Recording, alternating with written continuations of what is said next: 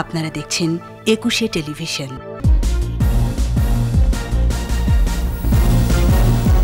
পদত্যাগের পর দলীয় পদ থেকে মুরাদকে অব্যাহতি, অশালীন বক্তব্য অপসারণের নির্দেশ হাইকোর্টের।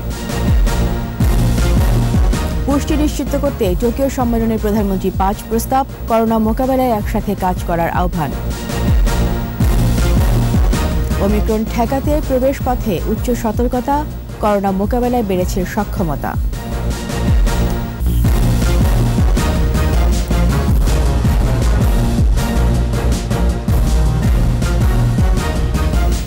শুনছিলেন ফার্স্ট সিকিউরিটি ইসলামী ব্যাংক লিমিটেড সংবাদ শিরোনাম। আমন্ত্রণ রাতের ২১শে সংবাদের সাথে আছি আমি রীতা চৌধুরী। দর্শক, ২১শে টেলিভিশনের সংবাদ একই সাথে সরাসরি দেখতে পাবেন আমাদের ফেসবুক পেজ www.facebook.com/2124 অনলাইনে।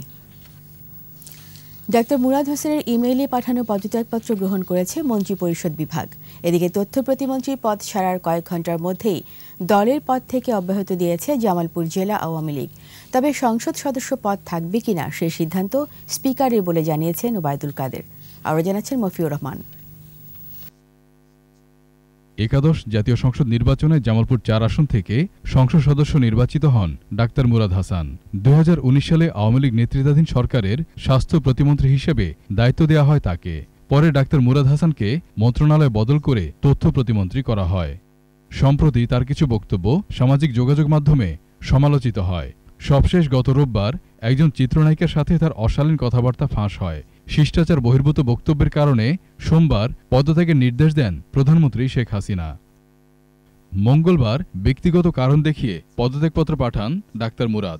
প্রতিমন্ত্রী হিসেবে দায়িত্ব গ্রহণের দিনক্ষণও ভুল ছিল তার পদত্যাগপত্রে, তবে সংশোধন করে পদত্যাগপত্রটি গ্রহণ করেছে মন্ত্রিপরিষদ বিভাগ।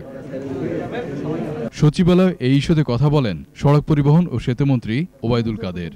আমরা স্পষ্ট আবারও বলছি, অপরাধ করে কেউ ছাড় পাবে না। শেখ হাসিনা সরকার দুর্নীতি অনিয়মের বিরুদ্ধে শূন্য সহিষ্ণুতার নীতিতে অটল রয়েছে। ডাক্তার মুরাদের সাম্প্রতিক কর্মকাণ্ডে সরকার ও দল বিব্রত বলে উল্লেখ করেন তথ্যমন্ত্রী ডক্টর হাসান মাহমুদ। সাম্প্রতিক সময়ে কিছু বক্তব্য, কিছু কর্মকাণ্ড নিয়ে সরকার এবং দল বিব্রত হয়েছে। এদিকে পদত্যাগপত্র দেওয়ার কয়েক ঘন্টার মধ্যেই স্বাস্থ্য বিষয়ক সম্পাদক পদ থেকে ডাক্তার মুরাদকে অব্যাহতি দেয় জামালপুর জেলা আওয়ামী লীগ। মফিউর রহমান, ২১শে টেলিভিশন, ঢাকা। পদত্যাগ করা তথ্য প্রতিমন্ত্রী ডাক্তার মুরাদ হাসানের আপত্তিকর বক্তব্য অনলাইন প্ল্যাটফর্ম থেকে সরানোর নির্দেশ দিয়েছেন হাইকোর্ট।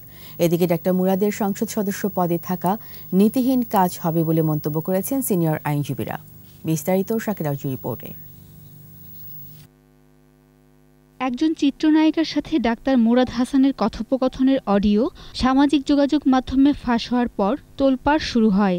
একজন প্রতিমন্ত্রীর অশ্লীল কথাবার্তায় সমালোচনার ঝড় ওঠে। অশালীন ও শিষ্টাচার বহির্ভূত বক্তব্যের কারণে প্রধানমন্ত্রী সোমবার ডাক্তার মুরাদ হাসানকে পদত্যাগ করার নির্দেশ দেন। পদত্যাগ জমা দেওয়ার কয়েক ঘন্টার মধ্যে অনলাইন প্ল্যাটফর্ম থেকে অশ্লীল অডিও ভিডিও অপসারণ করতে আদালতের দ্বারস্থ হন একজন আইনজীবী। আদালতকে তিনি বলেন, শিশুদের ওপর এসব ভিডিও বিরূপ প্রভাব ফেলছে, সেই সাথে রাজনীতিবিদদের নিয়েও ভুল বার্তা যাচ্ছে। ভিডিওগুলো আসলেই তো প্রকৃত অর্থে শোনার মতো না। এগুলো আসলে এইভাবে সোশ্যাল মিডিয়াতে থাকা কোনোভাবেই উচিত না। শুনানি শেষে বিটিআরসিকে অডিও ভিডিও সরানোর নির্দেশ দেন বিচারপতি এম ইনায়েতুর রহিম ও বিচারপতি মুস্তাফিজুর রহমানের হাইকোর্ট বেঞ্চ। আদেশটা হচ্ছে গিয়ে ডেপুটি অ্যাটর্নি জেনারেলকে কোর্ট বলে দিয়েছেন যে বিটিআরসির চেয়ারম্যানের সাথে কথা বলতে এবং বলতে, যেটা কোর্টের ডিজায়ার, যে দ্রুত এই ২৪ ঘন্টার ভিতরে এই ভিডিওগুলা সোশ্যাল মিডিয়া থেকে সরানোর জন্য এবং সরানোর কি ব্যবস্থা নিয়েছেন এই ব্যাপারে আগামীকালকে রিপোর্ট দিতে। যে আদেশটা আছে এটা প্রপারলি কমিউনিকেট করা হবে ফেসবুক এবং ইউটিউবকে। তারা যত তাড়াতাড়ি সম্ভব তারা নামানোর জন্য রিকোয়েস্ট করবে। এদিকে আইনজীবীরা বলছেন, সংবিধান অনুযায়ী ২ বছরের সাজা হলে সংসদ সদস্য পদ থাকে না। তবে ডাক্তার মুরাদের সাজা না হলেও এমপি পদে থাকা নীতি বিবর্জিত কাজ হবে বলে মন্তব্য করেন তারা। দল কিন্তু ওনাকে অ্যাপ্রিসিয়েট করে নাই, দল ওনাকে মন্ত্রিত্ব পদটা ছিনিয়ে নিয়েছে। দ্যাট মিনস ওনার দল অ্যাকসেপ্ট করে নিল নৈতিকতা খননের যে এলিগেশন সেটা কারেক্ট। সেই দিক থেকে আমি যদি বিবেচনা করি, আমি একজন সাধারণ আইনজীবী বা সাধারণ নাগরিক হিসেবে আমি মনে করি ওনার সংসদ সদস্য পদে থাকা উচিত না। শাকির আরজু, ২১শে টেলিভিশন, ঢাকা। ক্রমবর্ধমান জনসংখ্যার জন্য সুস্বাস্থ্য ও পুষ্টি নিশ্চিত করতে কোভিড-19 মোকাবেলা করে আন্তর্জাতিক সম্প্রদায়কে একসাথে কাজ করার আহ্বান জানিয়েছেন প্রধানমন্ত্রী Sheikh Hasina. Tokyo nutrition for growth সামিটে দেয়া 5 দফায় আঞ্চলিক ও বৈশ্বিক পর্যায়ে খাদ্য ব্যাংক গড়ে তোলারও আহ্বান জানান তিনি। আকবর হোসেন সুমনের রিপোর্ট। বিশ্ব খাদ্য নিরাপত্তা ও পুষ্টি নিশ্চিতে জাপানে টোকিওতে অনুষ্ঠিত হল nutrition for growth summit N4G। জাতিসংঘ সহ সদস্যভুক্ত দেশ ও আন্তর্জাতিক সংস্থাগুলোর প্রতিনিধিরা তুলে ধরেন খাদ্য নিরাপত্তা পুষ্টি নিশ্চিতে নিজেদের অবস্থান। এতে গণভবন থেকে ভার্চুয়ালি যুক্ত হন প্রধানমন্ত্রী শেখ হাসিনা। বক্তব্যে টেকসই উন্নয়ন লক্ষ্যমাত্রা অর্জনে সরকারের অবস্থান ও অপুষ্টি মোকাবেলায় জনবান্ধব কর্মসূচি তুলে ধরেন। The double border of malnutrition through 12 commitments which are aligning with SDGs. These will be achieved through a multi-sectoral approach, leveraging both domestic and development finances. সাম্প্রতিক বিশ্ব মহামারী ও অর্থনৈতিক মন্দা পরিস্থিতি থেকে ঘুরে দাঁড়াতে আন্তর্জাতিক সম্প্রদায়কে একসাথে কাজ করার আহ্বান জানান প্রধানমন্ত্রী। তুলে ধরেন ক্রমবর্ধমান জনসংখ্যার সুস্বাস্থ্য ও পুষ্টি নিশ্চিতে 5 দফা প্রস্তাব। International community needs to work together to address the challenges of COVID-19, including its impact on nutrition programs. জলবায়ু অভিযোজন তহবিলে অর্থায়নেরও তাগিদ দেন বঙ্গবন্ধু কন্যা। আকবর হোসেন সুমন, 21 টেলিভিশন। কড়া নাড়ছে ওমিক্রন। করোনার নতুন এই ভ্যারিয়েন্টের সংক্রমণ প্রতিরোধে সীমান্তে সতর্কতা বাড়িয়েছে সরকার। স্বাস্থ্যমন্ত্রী বলছেন, করোনা মোকাবেলার সক্ষমতা আগের চেয়ে অনেক বেড়েছে। 30 কোটি ডোজ টিকার সংস্থান হয়েছে। হাসপাতালে বেড়েছে বেড ও আইসিইউ। স্মৃতি মণ্ডলের রিপোর্ট। বিশ্বের 45টি দেশে এরই মধ্যে ছড়িয়েছে দক্ষিণ আফ্রিকার নতুন ভেরিয়েন্ট ওমিক্রন। সংক্রমণ বাড়ছে বিভিন্ন দেশে। নতুন ঢেউয়ের শঙ্কায় আগাম প্রস্তুতি নিচ্ছে বিভিন্ন দেশ। প্রতিবেশী দেশ ভারতে ওমিক্রন শনাক্ত হওয়ার পর নড়েচড়ে বসেছে বাংলাদেশও। সীমান্ত সহ সব বন্দরে নেওয়া হয়েছে বাড়তি সতর্কতা। এমন পরিস্থিতিতে জিম্বাবুয়ে থেকে ফেরা 2 নারী ক্রিকেটারের করোনা শনাক্ত হওয়ায় নমুনা জিনোম সিকোয়েন্সিং করা হবে বলে জানিয়েছে আইইডিসিআর। ইনভেস্টিগেট করছি, বলার মতো এখনো কিছু পাই নাই। কাজ চলছে। জিনোম সিকোয়েন্সিং এর আগে কিন্তু আরো কিছু কাজ থাকে, সেগুলো চলছে। এদিকে পরিস্থিতি নিয়ন্ত্রণে আছে বলে দাবি খোদ স্বাস্থ্যমন্ত্রীর। ঢাকা মেডিকেল কলেজ হাসপাতালে আয়োজিত এক অনুষ্ঠানে যোগ দিয়ে স্বাস্থ্যমন্ত্রী বলেন, সক্ষমতা বাড়ার কারণে দেশে করোনায় মৃত্যুহার কমেছে। এই করোনার মাধ্যমে আমরা কিন্তু মানুষের সেবা করার সুযোগ পেয়েছি। আমাদের হাসপাতালগুলো আরও ইমপ্রুভ হয়েছে। আমাদের সেন্ট্রাল অক্সিজেন লাইন সব হাসপাতালে ছিল না, সেটা এখন প্রায় 120টি হাসপাতালে সেন্ট্রাল অক্সিজেন লাইন হয়ে গেছে। আমাদের লিকুইড অক্সিজেন এখন 300 টন পার ডে আমরা তৈরি করতে পারি। প্রত্যেকটা হাসপাতালে আইসিইউ বেড়ে গেছে। সরকারি বেসরকারি মিলে প্রায় এখন 2000। ভ্যাকসিন কার্যক্রমের সফলতা তুলে ধরে স্বাস্থ্যমন্ত্রী বলেন, বুস্টার ডোজ দেওয়ারও উদ্যোগ নেওয়া হচ্ছে। ভ্যাকসিন ক্রয় করেছি 22 কোটি ভ্যাকসিন বাংলাদেশে, এবং বিভিন্ন দেশ থেকে যে দিয়েছে, WHO যে দিয়েছে, সেগুলি সব মিললে প্রায় 30 কোটি ভ্যাকসিন।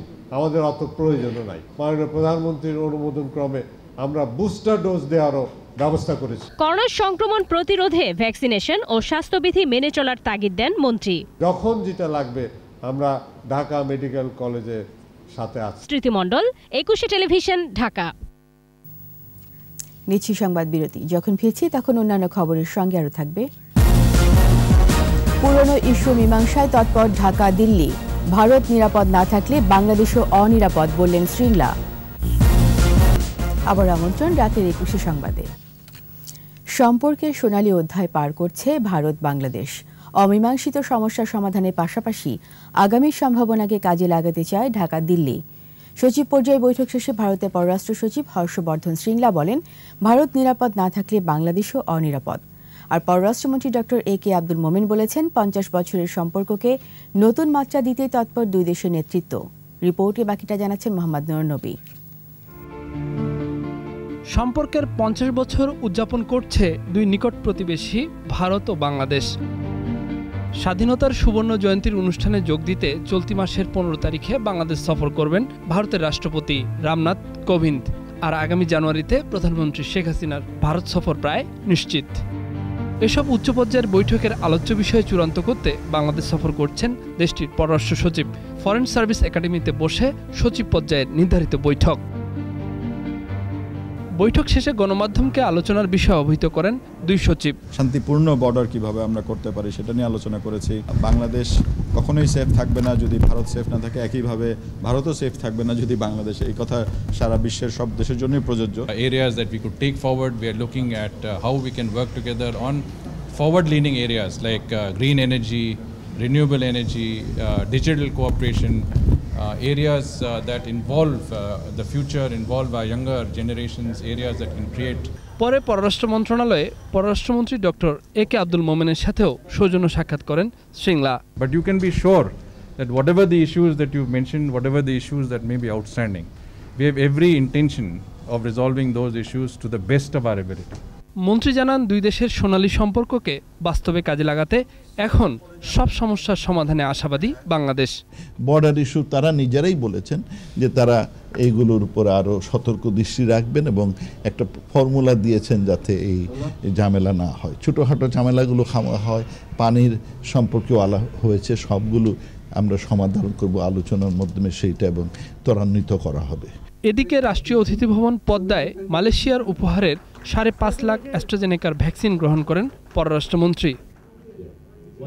মোহাম্মদ নুরুন নবী, একুশে টেলিভিশন, ঢাকা।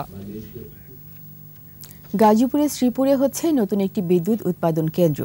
বিআর পাওয়ার জেনের 150 মেগাওয়াট HFO ভিত্তিক প্রকল্পের ভিত্তিপ্রস্তর স্থাপন করেন গাজীপুর 3 আসনের সংসদ সদস্য মোহাম্মদ ইকবাল হোসেন সবুজ। উপস্থিত ছিলেন বিআর পাওয়ার জেনের ব্যবস্থাপনা পরিচালক মোহাম্মদ খায়র ফখরুজ্জামান, ম্যাক্স গ্রুপের চেয়ারম্যান ইঞ্জিনিয়ার গোলাম মোহাম্মদ আলমগীর সহ অন্যান্যরা। প্রকল্পটি বাস্তবায়নে কাজ করছে ম্যাক্স গ্রুপের প্রতিষ্ঠান ম্যাক্স ইনফ্রাস্ট্রাকচার। আগামী 15 মাসের মধ্যে এর নির্মাণ কাজ শেষ হবে।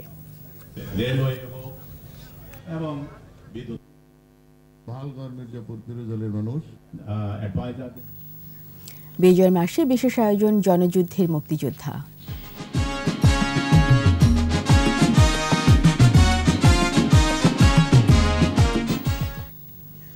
একাত্তরে আগুন ঝরা সেসব দিনরাত্রির কথা হবিগঞ্জের বীর মুক্তিযোদ্ধা সৈয়দ জাহিদুল ইসলামের কাছ থেকে তুলে এনেছেন প্রতিনিধি সৈয়দ এখলাসুর রহমান খোকন।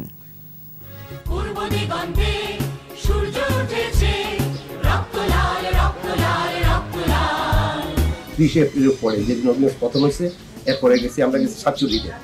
আমরা গিয়ে তো ওইখানে 2 ভাগ হয়ে গেল তো ভিতরে আমরা গিয়ে যোগাযোগ করলাম মুজিব বাহিনী, যেটা শেখ মনি কি করতো, এটা হলো আগরতলা শ্রী ধরবিল্লা, এটা একটা কথা আছে, এটা শেখ মনি চালাইছে।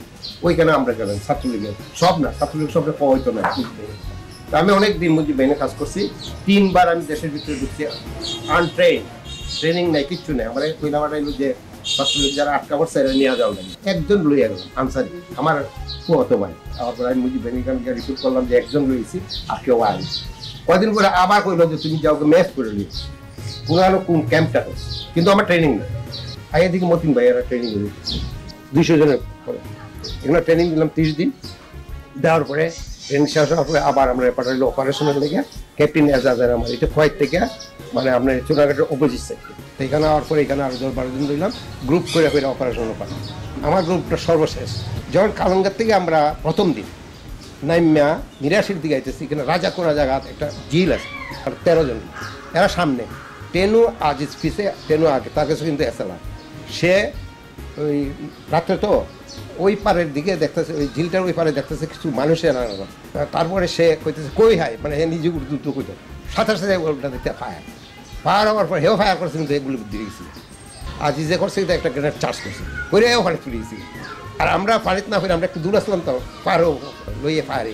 সকালের দিকে গ্রামও গিয়া এই দরজা পাঠাই না, গ্রামের মানুষের একটু বয় কিছু অনুরোধ করিয়া ক্যাম্পও পাঠাই ট্রেনিং একটা চিকিৎসার লোক। মুজিব বাহিনীতে যেহেতু ছিলাম, আমরা ধারণা যে যুদ্ধ 10 বছর চলে। আর যেহেতু যারা গেরিলা, এমনভাবে সাধারণ মানুষের মিশে থাকতে হইব যে যাতে ধরা না পড়ে। নিচ্ছে আবারও সংবাদ বিরতি। যখন ফিরছি তখন অন্যান্য খবরের সঙ্গে আরও থাকবে। স্বাধীনতা কাপ ফুটবল, রহমতগঞ্জকে 3-1 গোলে উড়িয়ে নিয়ে শেষ 8-এ ঢাকা আবাহনী। আবার আমন্ত্রণ রাতের 21 সংবাদে। এবার প্রবাসী সংবাদ।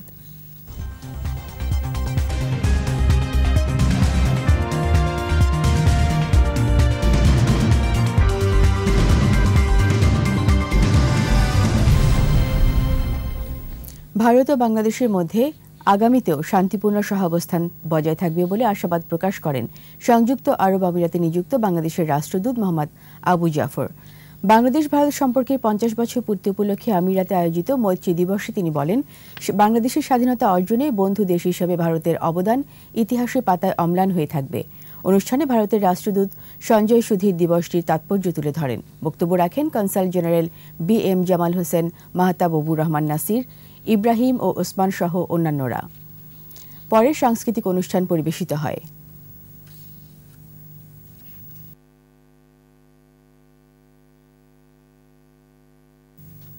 আমাদের এবারে আয়োজন বিজয় চিহ্ন।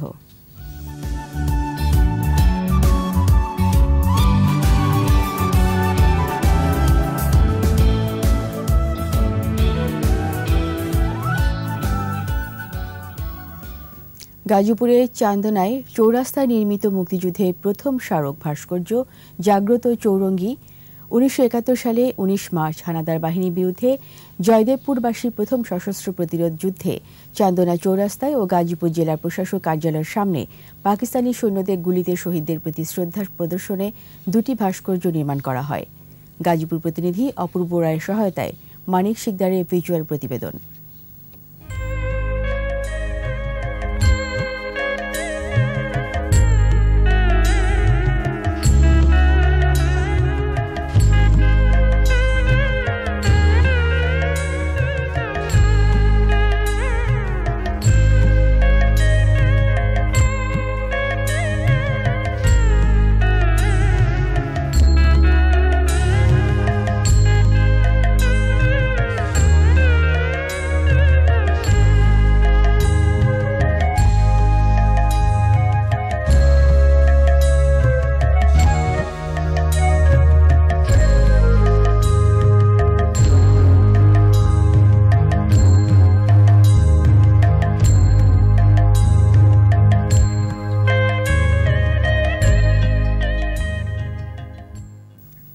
আর এরই সাথে শেষ করছি রাতের 21 সংবাদ।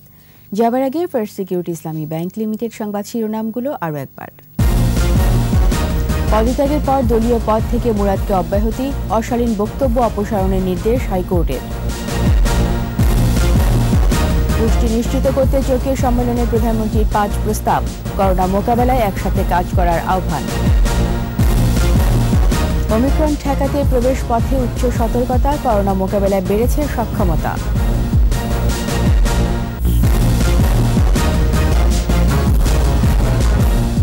সবশেষ খবর জানতে ডায়াল করুন 2021 নম্বরে আর ভিজিট করুন 21-tv.com এই ওয়েবসাইট। এছাড়া ফেসবুকে লগ ইন করতে পারেন facebook.com/2124 অনলাইনে। 21-এর খবর দেখুন, 21-এর সাথেই থাকুন, স্বাস্থ্যবিধি মেনে চলুন, সুস্থ থাকুন। ধন্যবাদ।